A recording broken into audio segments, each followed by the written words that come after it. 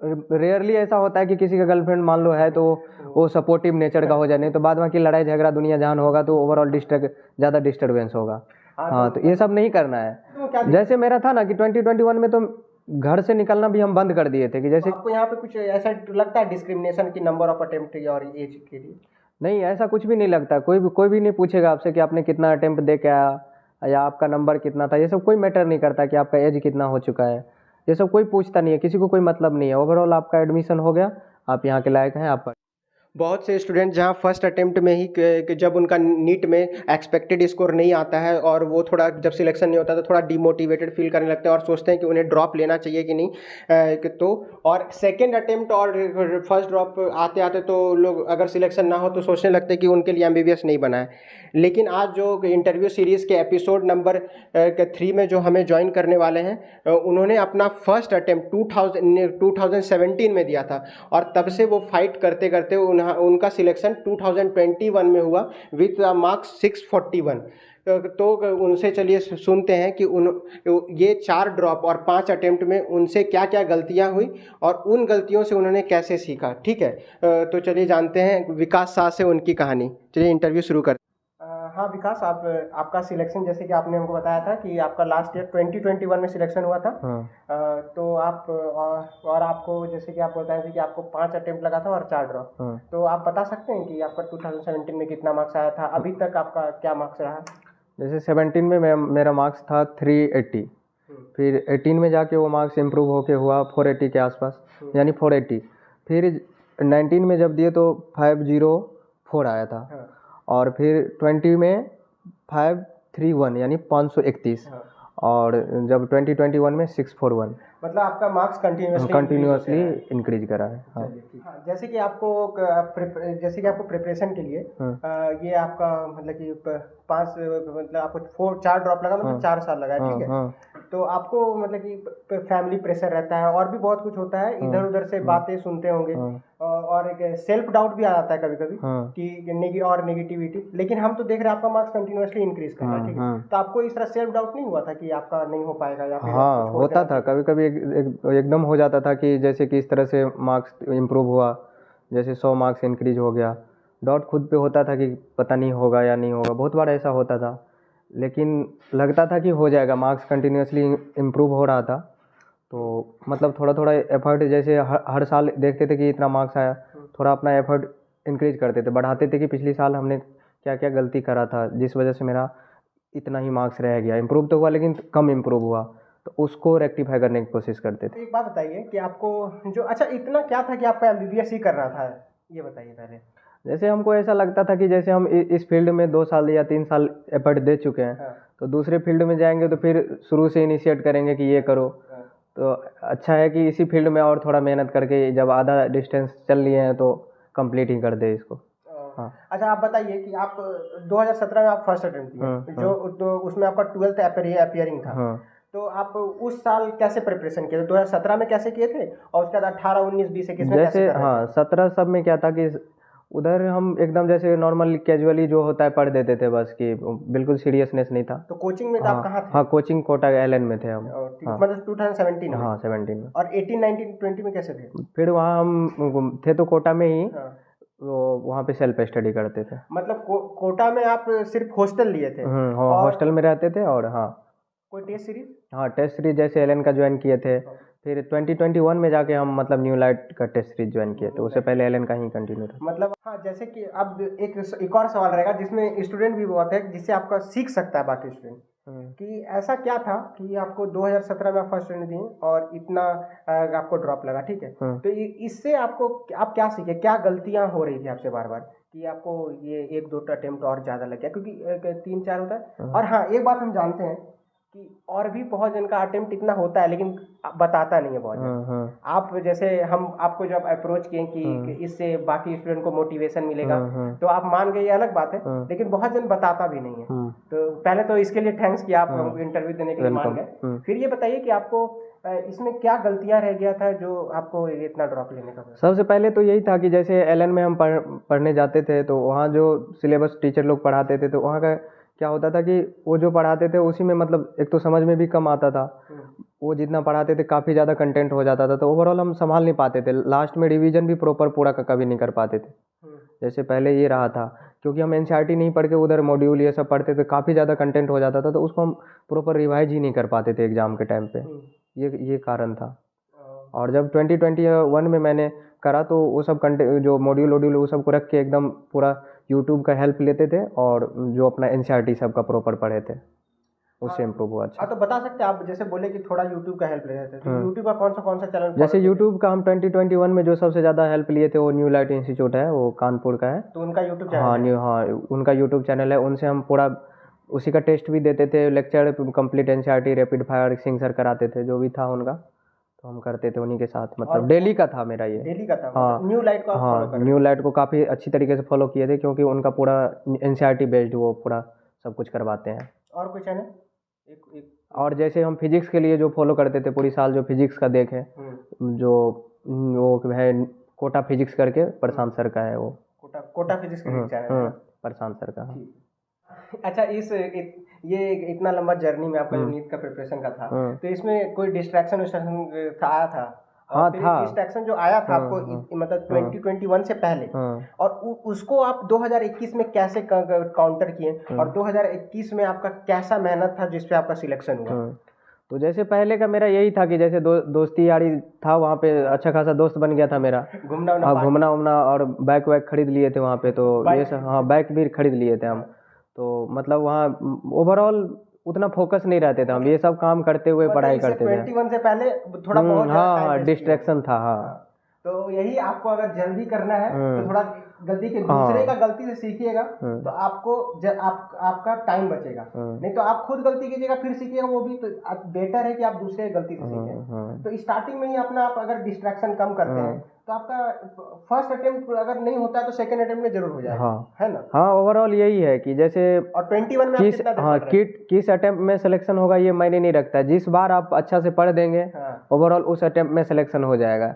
मेरे साथ यही हुआ, हमारा इतना अटेम्प्ट लगा तो उस सब अटेम्प्ट में हम सीरियस नहीं थे। जिस अटेम्प्ट में हमने जैसे 2021 में हमने सब कुछ छोड़ के आराम से ओनली फॉर पढ़ाई की, रात को पढ़ते पढ़ते सो जाते थे, फिर सुबह उठ के पढ़ाई फिर कंटिन्यू करते थे। तो 21 में कितना देर पढ़ते थे दिन में? जो भी टाइम मिलता था पढ़ाई, और टेस्ट सीरीज ज्वाइन किए हुए थे, टेस्ट दे के फिर थोड़ा देर इधर रिलैक्स होके फिर से कंटिन्यू करते थे पढ़ाई। मतलब दिन में 8 to 10 आवर्स? हाँ, ज़्यादा ही उससे होता था, लेकिन उससे कम नहीं होता था। अच्छा, एक बात बताइए कि आप 21 में रिवीजन कैसे करते थे, और प्रीवियस ईयर क्वेश्चन का सॉल्व करने का क्या पैटर्न था आपका?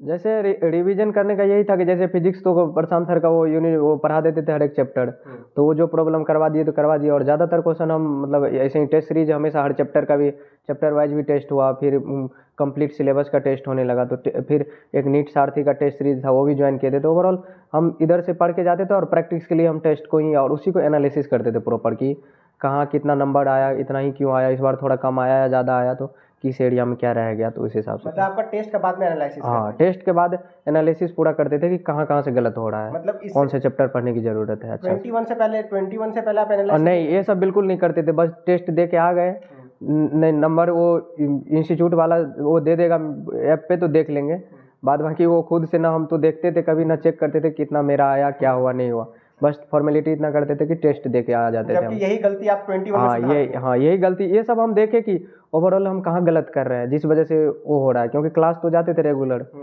पर प्रॉपर एफर्ट यही सब चीज़ों का कमी था कि टेस्ट दे दिए, ऐसे दे के आ गए।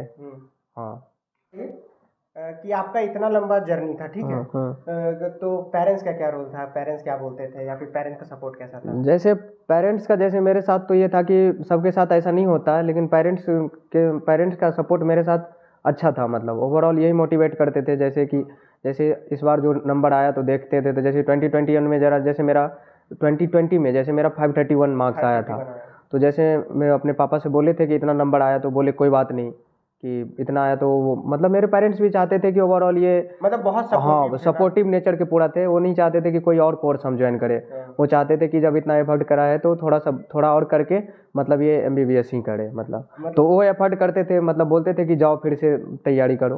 मतलब आप जहाँ आज जिस जगह पे, जैसे हम फेल होने, वो जैसे 2020 में हम थोड़ा सा मतलब मेरा मोरल डाउन हो गया था, मोरल बहुत डाउन हो गया था कि अब शायद नहीं होगा मेरे से, क्योंकि इस 600 से ऊपर नंबर लाना है, मेरा 531 आया। तो उतना मतलब मेरे को खुद से डर लग रहा था कि पता नहीं हो पाएगा या नहीं हो पाएगा। तो हम थोड़ा सा लो कॉन्फिडेंस में आ गए थे। तो फिर मेरे पापा बोले कि तुम जाओ करो, मतलब कुछ नहीं, ये सब इतना नहीं सोचना है, जाके करो अच्छे से, हम लोग सपोर्ट करेंगे तुम्हारा एकदम। ठीक है, मतलब पेरेंट्स का खूब सपोर्ट था पेरेंट्स का पूरा सपोर्ट था मेरे साथ। आप विकास, आपसे एक और सवाल है कि एग्जाम सेंटर के जिस दिन था, मतलब 21 के 2017 और 18, फिर इस सब में तो सेम तरह का आपका फीलिंग होगा, और 21 मतलब कि 21 का फीलिंग पहले वाले अटेम्प्ट से क्या अंतर था आपका एग्जाम सेंटर का? एग्जाम सेंटर पे जैसे मेरे को तो डर नहीं लग रहा था 1% भी पहले। हाँ 17 पहले वाला ये था कि हाँ पहले ऐसे ही जाते थे, दे के आ जाते थे, क्योंकि पता होता था कि होना जाना है नहीं कुछ। हाँ तो पेपर दे के आराम से दे के आ जाते थे। जब 2021 में जब हम जैसे रात को, जैसे कल मेरा पेपर है तो रात को हम आराम से जो थोड़ा बहुत पढ़ना था पढ़ के एकदम रिलैक्स होकर, मेरा दोस्त का फ़ोन भी आया था तो बोला कि और विकास जी अच्छे से पेपर दीजिएगा कि मतलब डरना वरना नहीं है। तो वो खुद मेरे से बात करने के बाद ये बात बोल दिया कि आपका कॉन्फिडेंस इतना है ना कि इस बार तो कोई नहीं रोक सकता आपको। 21 में थोड़ा कॉन्फिडेंस पूरा बन चुका था मेरे अंदर, क्योंकि टेस्ट में हाई स्कोर आता था मेरा 680, 670, मतलब इस तरह से 690 इतना तक स्कोर आया हुआ है मेरा टेस्ट में। हाँ और एग्जाम दे के आए तो आपको कैसा लग रहा था? तो जैसे एग्जाम दे के निकले तो मेरा छोटा भाई भी मेरे साथ रहता था कोटा में, तो बोला भैया कैसा गया एग्जाम? तो हम बोले कि 650 के आसपास इस बार नंबर आ जाएगा, उतना बोल दिए थे। वो एग्जाम देने के बाद ही निकल के बोल दिए थे कि आपको हो गया। हाँ इस बार हो जाएगा, एकदम पूरा कॉन्फिडेंस के साथ। अच्छा एक बात बताइए, पापा जब इतना साथ दिए आपको तो रिजल्ट के बाद पापा क्या बोले और कैसा? तो जैसे रात को वो एलन का आंसर की आ गया था तो उसे मैच करने के बाद वो कॉल किए थे, 12-1 बज चुका था उस समय।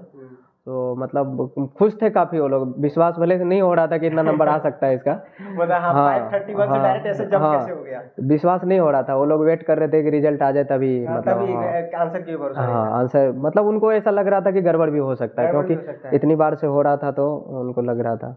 एक बात बताइए, मुझे कुछ स्टूडेंट कभी कभी कॉल करते हैं या इंस्टाग्राम में भी कभी कभी पूछते हैं कि भैया मेरा सेकेंड ड्रॉप हो गया है या फिर फर्स्ट ड्रॉप है मेरा, तो आप सेकेंड ड्रॉप हम ले कि नहीं ले? तो इसके लिए आप क्या कहना चाहेंगे? वही कि जो ड्रॉप लेना चाहता है उनके लिए यही कहेंगे कि मतलब जैसे एक तो होता है कि फैमिली का भी प्रेशर बनता है। जैसे जैसे नंबर ऑफ अटेम्प्ट बढ़ाते जाएंगे वैसे वैसे फैमिली का प्रेशर भी बढ़ेगा, और दिमाग में लोग को खुद पे ही डाउट होने लगता है, सेल्फ डाउट होने लगता है कि पता नहीं मेरे से होगा या नहीं होगा।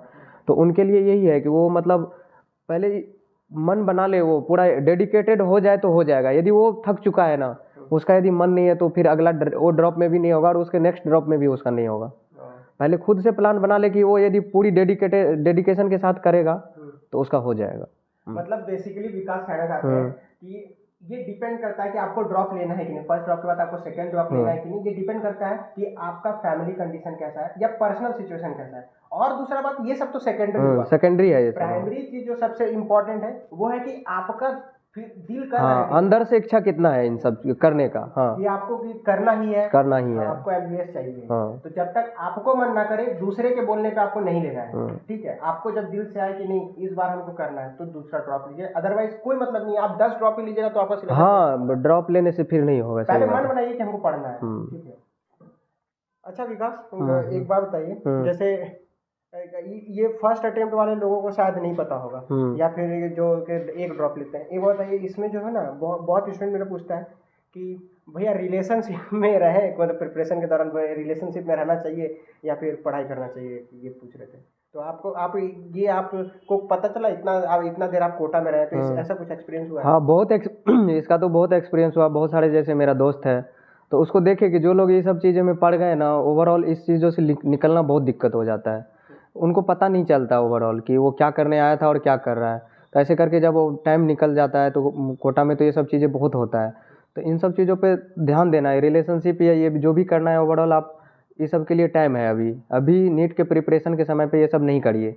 और रेयरली ऐसा होता है कि किसी का गर्लफ्रेंड मान लो है तो वो सपोर्टिव नेचर का हो जाए, नहीं तो बाद में की लड़ाई झगड़ा दुनिया जहान होगा तो ओवरऑल ज़्यादा डिस्टर्बेंस होगा। हाँ तो ये सब नहीं करना है, अपना फोकस करो, क्योंकि नीट में थोड़ा ऐसा नहीं है कि बहुत हाई फाई क्वेश्चन आता तो ओवरऑल एनसीईआरटी ही है पूरा। और 2017 और 18 के बाद तो हाँ जब से एनटीए कंडक्ट कराने लगा तब से तो ओवरऑल पेपर पूरी एनसीईआरटी बेस्ड आता है कि जो बच्चा एनसीईआरटी को प्रॉपर अच्छा से फॉलो करके जाएगा तो उसका होगा। तो यही है हाँ कि पर डिस्ट्रैक्शन नहीं चाहिए। ओवरऑल डिस्ट्रैक्शन होगा तो थोड़ा स्कोर ज़्यादा करना पड़ता है तो दिक्कत हो जाएगा, ज़्यादा एरर करके आएगा जो डिस्ट्रैक्टेड होगा। ठीक है, तो अपना प्रिपरेशन के दौरान थोड़ा अगर रिलेशनशिप हाँ। हो तो ब्रेक दो। ब्रेक दो, हाँ एकदम ब्रेक दो। एक साल के लिए ब्रेक लेने में तो वो क्या जैसे मेरा था ना कि 2021 में तो घर से निकलना भी हम बंद कर दिए थे कि जैसे कि बस पढ़ना है और घर में बैठ के खाना है हॉस्टल में। हाँ। निकलना बिल्कुल है नहीं, कोई भी काम से मतलब नहीं, एकदम पढ़ते पढ़ते सोते थे और सुबह जाग के पढ़ना फिर स्टार्ट होता था मेरा। अच्छा, एक और स्टूडेंट्स का बहुत कॉमन क्वेश्चन होता है कि कॉलेज में क्या एज फैक्टर, आपका एज कितना है या कितना नंबर ऑफ अटेम्प्ट है या आपका किस रैंक पे आप आए हैं, उससे कुछ फर्क पड़ता है कि आप एक कॉमन कॉलेज में आ गए, जैसे आप एम्स देवघर में आ गए हो, तो आपको यहाँ पे कुछ ऐसा लगता है डिस्क्रिमिनेशन की नंबर ऑफ अटेम्प्ट और एज के लिए? नहीं, ऐसा कुछ भी नहीं लगता। कोई भी नहीं पूछेगा आपसे कि आपने कितना अटेम्प्ट दे के आया या आपका नंबर कितना था, ये सब कोई मैटर नहीं करता कि आपका एज कितना हो चुका है, ये सब कोई पूछता नहीं है, किसी को कोई मतलब नहीं है। ओवरऑल आपका एडमिशन हो गया, आप यहाँ के लायक हैं, आप पढ़िए आराम से, यहाँ पे पढ़ सकते हैं। एक बार कॉलेज में आने का हाँ सब बराबर, ओवरऑल सब बराबर है। आप मतलब उसके बाद खाली आपको यहाँ पे पढ़ाई पे ध्यान देना और कुछ नहीं। ठीक है, हाँ, आप फाइनल मैसेज कुछ अगर देना चाहें फ्यूचर नीता स्टूडेंट को तो एक लाइन या 2 लाइन में कुछ बोलना चाहें? हाँ, तो यही है मेरा कि ओवरऑल जो आप पढ़ रहे हैं तो बहुत ज़्यादा मत पढ़िए, कंटेंट लिमिटेड होना चाहिए आपके पास, तभी आप उसको फाइनल जब एग्ज़ाम के टाइम आएगा 1-2 दिन पहले, जो अब यदि आप पूरा रिवीजन करना चाहते हैं सिलेबस को, तो लिमिटेड कंटेंट ही आप रिवाइज कर सकते हैं। बहुत ज़्यादा कंटेंट होगा तो वो रिवाइज नहीं कर पाएंगे उतना, और प्रॉपर रिवीजन ज़रूरी है। जब आप एग्ज़ाम देने जा रहे हैं तो उससे पहले आप एक बार सारा चीज़ को एक बार देख लें थोरोली कि क्या क्या हमने पढ़ा था पूरी साल में, ये इम्पोर्टेंट है और यही मैसेज है। और बहुत बार बीच बीच में आपका वो सेल्फ डाउट होने लगेगा कि पता नहीं इस बार भी होगा या नहीं होगा, ये सबके साथ कॉमन है, मेरे साथ भी हुआ था, आपके साथ भी होगा। ये सब चीज़ें आना कॉमन है, डर। बस यही है कि आप इन डर को भगाने का यही तरीका कि आपका काम है बस पढ़ना, आप अच्छे से पढ़िए और जो भी आप पढ़े हैं पूरी साल उस पर विश्वास रखिए कि हम जो पढ़ के जा रहे हैं वही एग्ज़ाम में आएगा और अच्छा होगा ओवरऑल आपके साथ। ठीक है विकास, अगर कोई बच्चा आपसे कनेक्ट करना चाहे, आपसे बात करना चाहे तो कैसे बात कर सकता है? कर सकता है, आजकल तो इतना ज़्यादा सोशल मीडिया है, फेसबुक या इंस्टा, तो कहीं भी। हाँ, इनका इंस्टा आईडी हम डिस्क्रिप्शन पे लगा देंगे। ठीक है, आप इससे पर इनसे अगर आपको कुछ पूछना हो या फिर कुछ भी हाँ, किसी को कोई डाउट हो तो पूछ सकता है पर्सनली। इंस्टाग्राम आईडी लगा देंगे तो उनसे बात कर लीजिएगा। Thank you Vikas for this interview. हमको लगता है कि इससे जो थोड़ा फर्स्ट ड्रॉप या सेकंड ड्रॉप से जो स्टूडेंट डीमोटिवेटेड हो जाते हैं तो उनको थोड़ा मोटिवेशन मिला होगा कि जब विकास भैया कर सकते हैं तो वो भी कर सकते हैं। तो आपको डीमोटिवेटेड नहीं होना है। अगर आपका MBBS ही सपना है तो एक ट्राई और मार सकते हैं, लास्ट ट्राई। ठीक है, अब अगर वीडियो के एंड तक यहाँ तक आ ही गए हो और अभी तक तो आप लोगों ने मेरा first video my NEET story नहीं देखा है तो यहाँ पे आप वीडियो पे क्लिक करके देख सकते हैं। Till then see you in the next video.